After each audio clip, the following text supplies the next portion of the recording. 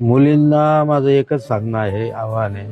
मुलींनो, प्रेमात पडताना विचार करून समोरचा मुलगा कोण आहे, काय आहे, त्याची परिस्थिती काय आहे, त्याची वागणी कशी, त्याची बोलणी कशी, त्याचं बॅकग्राऊंड काय, हे सगळं पहिलं तपासून पहा.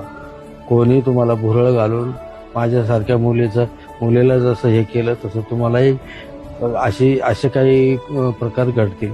म्हणून तुम्हाला एक माझी कळकळीची विनंती आहे की अशा गोष्टी करताना इतर मुळात प्रेमात पडू नका.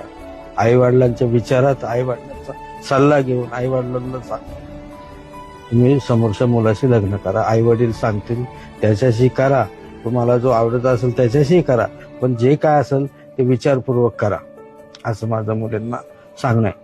काका, तुमचं बाळ तुमच्याकडे परत आलंय, मात्र त्या बाळाची प्रकृती आता सध्या कशी आहे? बाळाची प्रकृती खराब आहे, ते खराब झालेलं आहे. आज आमच्याकडे आल्यापासून त्याने काही खाल्लेलं नाही, ते रडतेच आहे. आता त्याला दवाखान्यात घेऊन माझी मिसेस आणि आमचे एक पाहुणे आणि माझा मुलगा त्याला दवाखान्यात घेऊन